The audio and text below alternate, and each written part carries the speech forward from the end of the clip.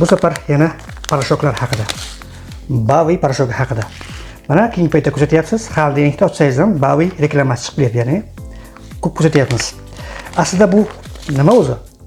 Mana kuzatyapmiz, mana deylik Ariel deymiz, Persil deymiz, har xil mana gellar bor, kir yuvish vositalari juda ham ko'p. Buni vazifasi qanday? Shular haqida batafsilroq gapiraman. Va video oxirida esa ishlash jarayoni, prinsip haqida ozgina eksperiment ham ko'rsatib o'tib ketaman. Aslida bu parashok hisoblanmaydi. Ya'ni parashok bu Ariel, Persil bular parashok, lekin bu parashok hisoblanmaydi. Bu ya'ni kislorod kukuni hisoblanadi. Ya'ni perkarbonat, odbelevitel, ya'ni bu bitta kirga emas, bu boshqa narsalarni tozalatib oqartiruvchi vazifasini bajaradi. Buni siri shundaki, buni to'g'ri ishlatishda. Lekin men ko'rsataman, 90%, 80% odamlarimiz buni to'g'ri foydalanishni bilmaydi-da, keyin yaxshi oqartirmas ekan degan savol tug'iladi. Yo'q, buni o'zini ishlash prinsipi bor, ishlash jarayoni bor. Buni albatta bilishimiz kerak. Men aytib ketaman sizga. Ikkovining farqi nima? Ya'ni Ariel bilan yoki Persil bilan, gel bilan buni farqi nima? Shu haqida. Endi odbelevitel, ya'ni bu kislorodli anaqa bilan. Deylik bu Ariel bu oddiy ham ishlatadigan yoki Persil ham ishlatadigan bir parashok bo'ladigan bo'lsa, buni vazifasi deylik enzimlar, ya'ni enzimlar bilan qiladigan bo'lsa, oqartiruvchi anaqa bo'ladigan bo'lsa, ya'ni PAV molekulalar bilan oqartiradi buni. Lekin bunda Bowie'da bu kislorodli, ya'ni o'zidan perkarbonat shu orqali tozalaydi. Buni yutug'i shunda. Deylik bu oddiy har kunlik kiyimlar uchun baribir Arielga yoki bo'lmasa Persilga yoki gelga yeta olmaydi.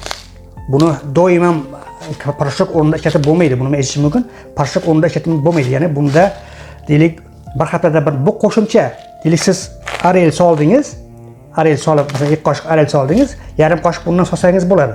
Bowie'dan qo'shimcha sifatida. Lekin buni o'zi hech qachon buni ko'paytirmaydi. Deylik Arielda yuvgan paytingizda, oq kiyimlar yuvgan paytingizda o'zidan oq kiyimlar ketkizib, o'zidan bir shirin hid keltirib, bunaqa. Bunda na hid bor, na ko'pirtiradi. Bu qaysi jarayon?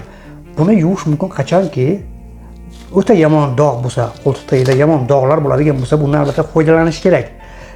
Foydalangan paytda suvning harorati, e'tibor berish kerak. Suvning harorati 80, 90, 70 dan yuqori bo'lishi kerak. Shundagina bu effekt beradi. Ya'ni bu ishlaydi. Ya'ni kislorod unaqasi kukuni bu yerda eriy boshlaydi. Lekin biz 30-40 ta yuvadigan bo'lsak, bu effekt bermaydi. Kiyimlarimiz dog'ini ham kesib olmaydi, oqartira olmaydi ham. Shuning hisobiga buni doim issiq suvda yuvish kerak. Bunda esa bu kundalik yuvish uchun, kundalik yengil va hidlanib qolgan, ozgina sarg'ayib qolgan kiyimlarni kundalik yuvish uchun oddiy o'zimizda parashokka yetmaydi. Bowie'ning yutuq tomoni shundaki, nafaqat kiyimlar, butun istagan narsangiz, kosotovoq deysizmi, boshqa deysizmi, masalan, ozgina buni qanday qo'llash mumkin? Deylik ko'plar ishlatadi, ko'plar nima qilinadi? Bir idishga Bowie solib, masalan, bir qoshiq bitta kichkina idishga Bowie o'sha kukundan solib, buni uyutib qo'ysangiz, masalan, kiyimlaringizni uyutib qo'ysangiz, keyin solsangiz ham bo'ladi. Bunda siz oddiy krem bilan solasiz. Shu 30 gradusda 40 gradusda yuvsa bo'ladi, lekin buni 30 gradusga solib bo'lmaydi. Vazifasi bajarilmay qoladi. Shunday ekan, men tavsiya qilgan bo'lardimki, har kuni yuvishlarimizga albatta Ariel, Persil, geldan foydalanishingizni qilaman. Keyin bu yana bir narsani tushunish kerak. Bu nozik kiyimlar uchun emas. Nozik kiyimlar uchun deylik, har kunlik yuvish uchun emas. Nozik paxta, deylik, julli bir anaqalarga bu materialni ozor berib qo'yadi, materialga zarar tegadi. Keyin har kuni ham buni ishlatish uchun har kuni ham 80-90 ga ishlatish kerakda, kiyimlar tez eskiradi, kiyimlar tez yaroqsizga aylanadi. Shuning uchun Bowie bir haftada bir ishlatishingiz uchun. Mana hozir Bowie'ni ishlash prinsipini ko'rsatmoqchiman sizga. Mana qarang. Bunisi 80 gradusli suv, bunisi 20 gradusli suv. Uy sharoitidagi suv. Mana hozir solamiz. Mana oddiy haroratdagi suv.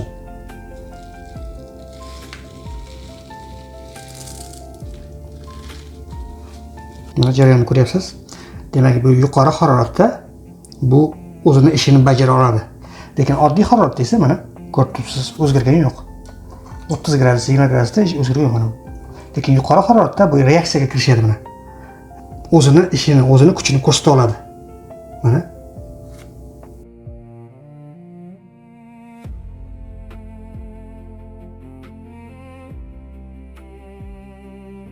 Bu qisqagina video ham tushunarli bo'ldi degan umiddaman. Agar manfaatli bo'lgan bo'lsa, like va podpiska bosing. Shuni chiqishlar bilan chiqib turaman. Agar savollar bo'lsa, kommentlarga yozing. O'zingizni ehtiyot qiling, yaqinlarda asrang.